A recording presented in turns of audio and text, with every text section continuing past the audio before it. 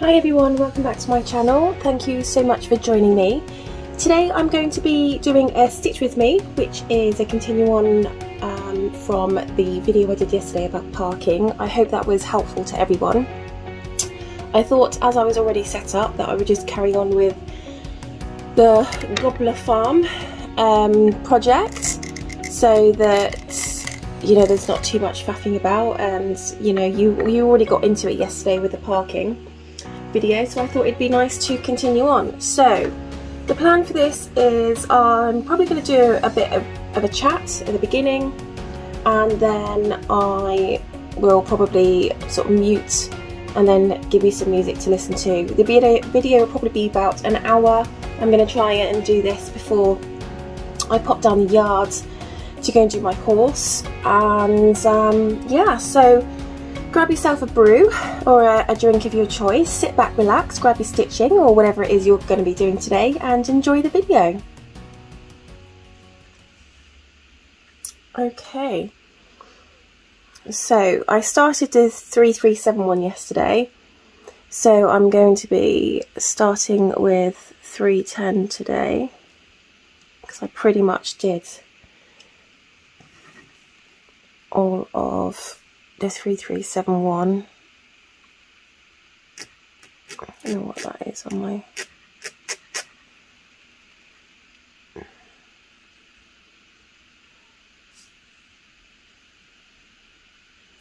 I hope that this isn't going to be going in and out of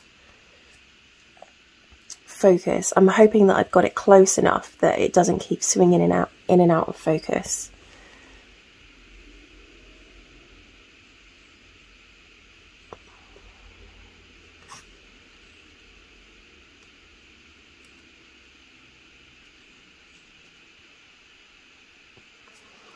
So this Gobbler farm I saw on someone else's on someone else's Facebook page, and I thought it looked absolutely beautiful. So, you know, as you do, you don't even think about it, you just go and purchase it.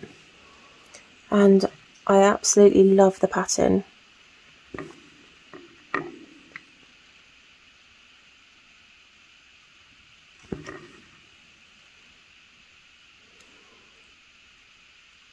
I'm doing this on 20 counts 1/1. I know there looks like there is a lot of see-through for this, but actually it's, I promise you when I say it is the lights. When you turn the lights off, you can't really see much see-through. I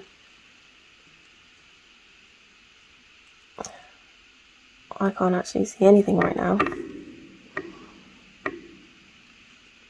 And it's always worse with, it always looks worse with dark colours as well. So I'm using 310 at the moment. So yeah. So that's always going to be looking worse than it actually is.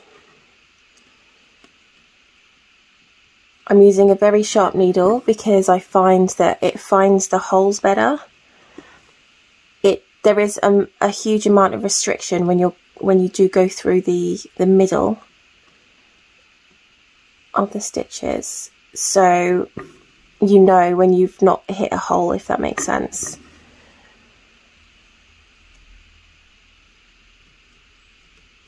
And I find that 20 count 1/1 is absolutely perfect for stitching. I have tried 2/1, but I just find it incredibly difficult. Even with a really super sharp needle, I just find it incredibly different to get my needle through.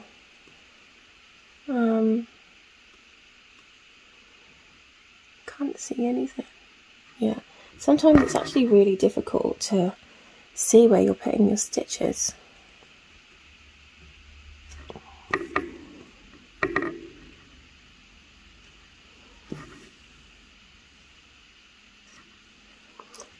cat hair in here as well. I must have stitched like so much of my cat in all of my projects. It's unreal. I've got 2 cats. I think that's like a running thing, isn't it? Stitching and having cats. And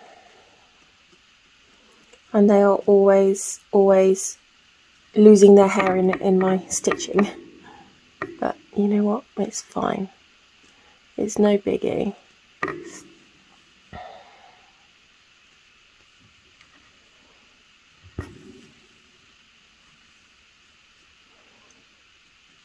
Got quite a lot of colour in this, but this first section is actually quite dark. So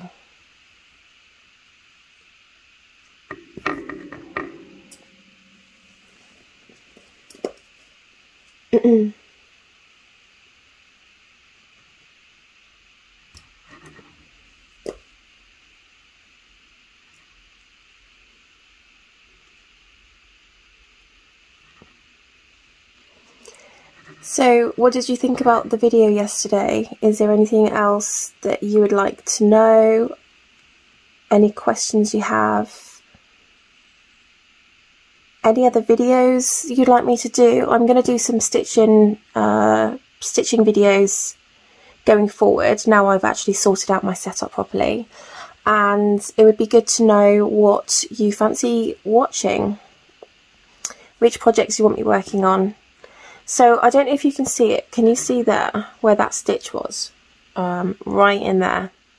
So that was my pin stitch. Now, when you actually stitch over it, which I will be doing now, I actually pull the stitch from the back. So it's not still in that hole, it's actually through the back.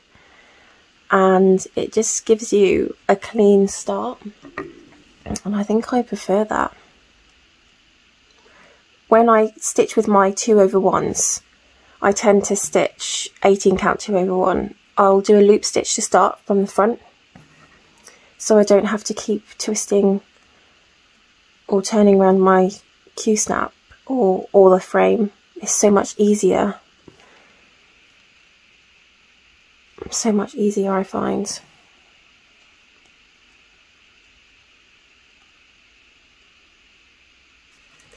But I definitely find that with the sharp needles, you definitely know when you're going into a hole and when you're not.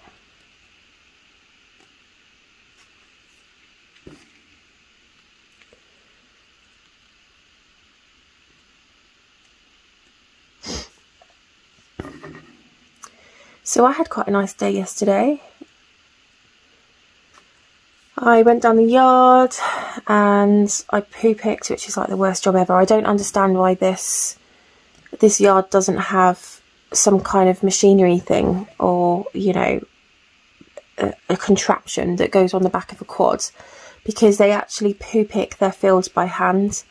And, you know, they've got such huge fields that, you know, it does require you to use the quads. However, you know, from a labour point of view, it's so laborious.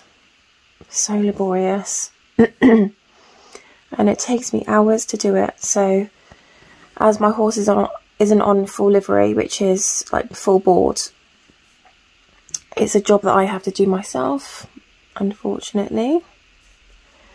But it is what it is. So yesterday was my day.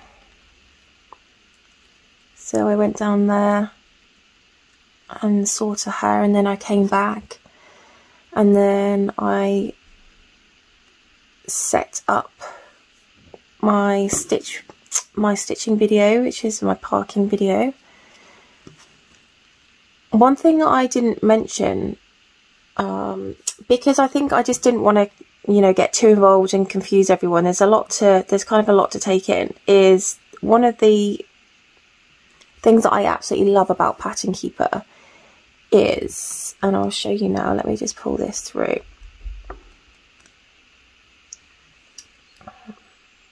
Hang on 1 second.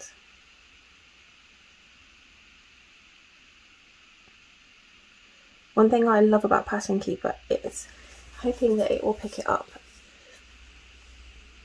Okay, can you see on the side here? it says how many stitches you've got stitched today, how many you've done in total, the amount of stitches that is in the whole project, and the percentage that you've completed. So that's a really good thing to have in the app. I use that specifically when I say to you, oh, I've done 1,500 stitches this month, because every single day that I stitch, I just take a picture of it and I take a running total. And then at the end of the month, I can tell you how many stitches I've done and what percentage to completion. And I find that really, really handy. That's just like a brilliant thing that the app has. There's so many advantages to having this app. One big advantage is that you don't have to buy it straight away. You can actually try it before you buy it. So you can just have a trial and see how you like it. See how it works for you. I mean, things don't always work, you know, the same for everyone. There are some people who will never go digital, that will always work from paper patterns. And you know what? That's okay, because that's you. You do you. There's nothing wrong with that. But I'm telling you now, when I say that it is so much easier and so much quicker to use Pattern Keeper, it really, really is. It absolutely is. And I'm not doing this in any kind of way. I'm just carrying on, just doing it as is.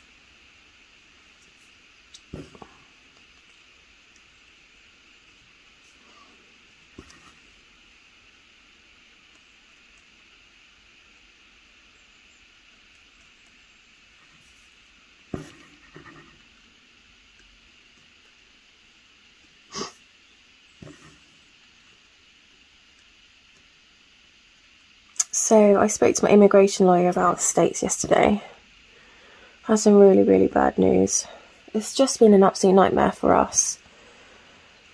So if you watch my videos, you'll know that I'm trying to emigrate to the States, and I'm setting up a business out there, a boarding facility for horses, but we're going to be going into therapy as well. So we're looking at therapy. So we'll have a TheraPlate and a solarium and, you know, all the mod cons, and I'm looking at training in laser therapy and things like that. And it's really basically a place that you can take your horse. Also, if your horse has been in surgery, so say for example it's had a tendon injury and it's gone into surgery, or it's had some kind of, you know, therapy with a vet, for example. If the owner doesn't have time to do anything with the horse, which sometimes they don't, because, you know, most people that have got horses work, let's face it, horses are expensive commodities, then that's what we do. So we will go and work alongside the vet. We're not actually treating per se. I'll use the word treating very, very loosely. We are treating them because we are rehabilitating them. But we're doing it alongside the vet. We're not diagnosing any problems, or we're not telling you what you need to do with the horse. That comes from the vet, solely from the vet. So we work very closely with the vets. And for example, if a horse has got a tendon injury, or it's come in to us from having surgery, you wouldn't necessarily be working that horse straight away. And it might actually still need to be worked, but very, very lightly. So it might just need walking out in hand sort of 5 or 6 times a day, so that the scar tissue on the tendons becomes, or you allow the scar tissue on the tendon become elastic, rather than, you know, really hard, because then you just get a sort of a lower or a smaller range of movement. Now, there is only one place in the States that I know, or two actually, one in Kentucky and one in Florida, that has got like a rehabilitation therapy yard. And I will also be doing boarding, but I thought it was a really good niche opportunity. And later on, you know, when we get a bit more money and we've got some more clients coming through the door, I thought it'd be great to have like an aqua treadmill. I feel like I've got a knot underneath. Hang on. Alright, give me 1 second. I just need to spin this around. I need to move that out because I feel like I've got a knot. Yep.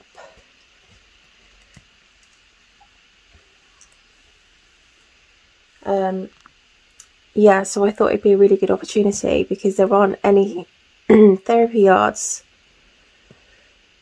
in Georgia, which is where we're going to. However,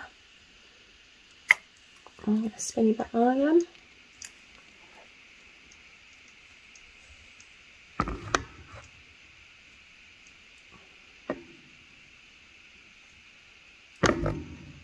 Okay. However, I've just heard from my immigration lawyer that the visa processing wait time is over a year.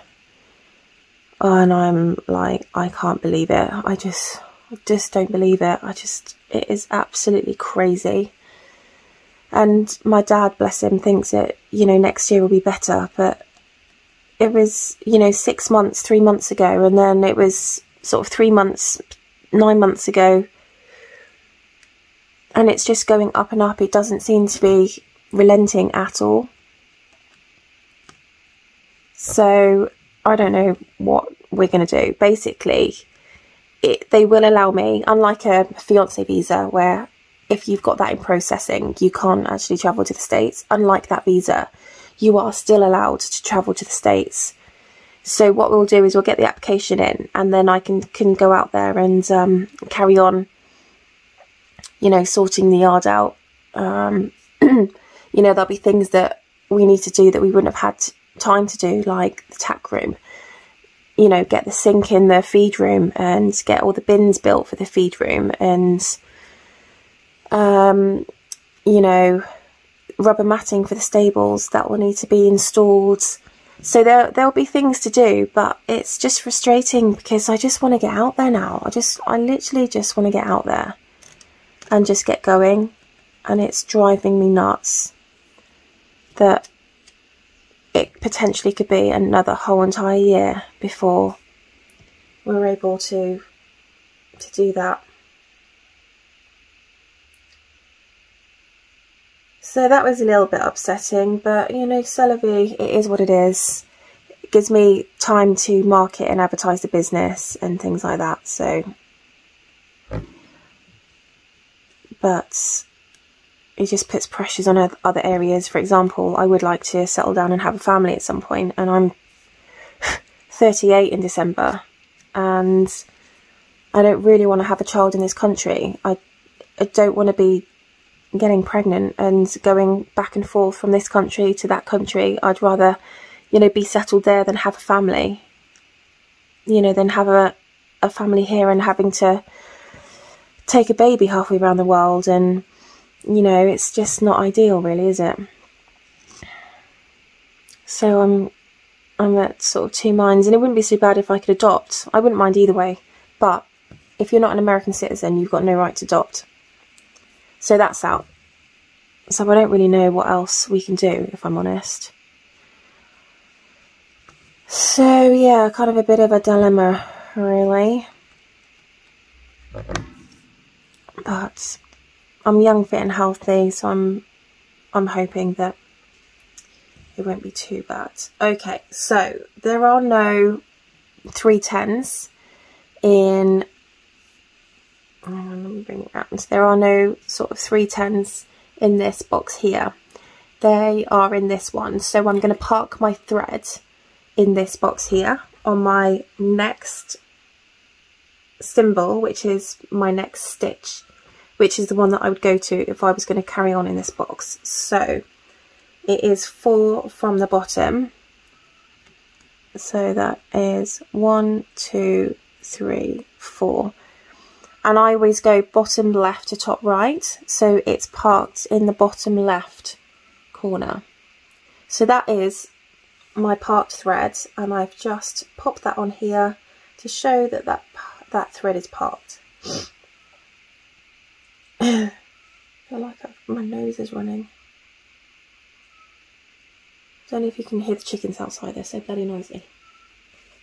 I live in the country, and with that means everyone owns chickens, which is quite funny.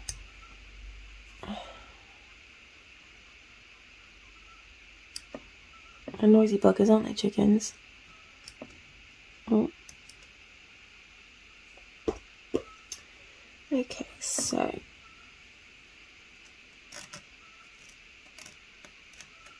I'm just going to bring that in the back. Right, where am I going to go? Shall I carry on going down here? Or shall I carry on across? No, let's carry on down here. Actually, let's go across. You can give me 2 seconds. I'm just going to blow my nose. I am back. I think by mistake I might have dislodged my setup, and so when I've just unpaused, you may receive a very, very slight difference in the place. So I'm sorry about that, but my nose was driving me nuts, and there's nothing worse than listening to a video where the person filming it is constantly sniffing. It's just rubbish. So I have sorted that out. So I'm just threading my needle. Let's see where 310 is. Okay, do you know what? I'm just going to carry on with 310 for a minute, because there's only 4 stitches. There is 310 on this one. So, threading my needle, guys, 1 sec. And I've got a particularly tiny eye in my needle. There we go. It's never the easiest. Do you see?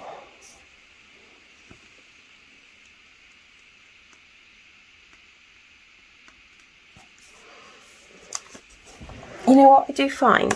I find that if you're not in your usual place, which I'm not, because I'm actually stitching on the settee, and I normally stitch on my bed, and you have a particular way in which you stitch, and you have a particular way in which you sit, your body gets used to the hand-eye coordination, and I'm really struggling with finding where my stitches are.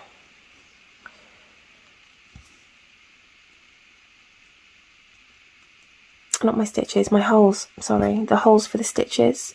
I'm actually finding that quite difficult because my hand-eye coordination is very different. 1, 2, 3, 4, that's fine. Another disadvantage to using ultra sharp needles is that you're constantly stabbing yourself. So I'm forever giving myself, you know, diabetic checks, you know, when they pinprick your finger or your thumb. That's a nightmare with these. You just got to be careful with them.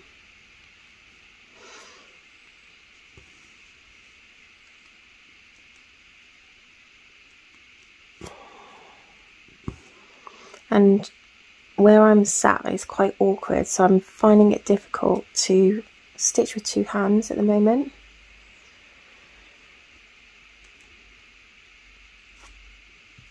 Okay, what I'm going to do is I am going to stop talking now, and I'm going to put some relaxing music on so you can chill and stitch with me in silence with some lovely music. So guys, enjoy your stitching and enjoy the music.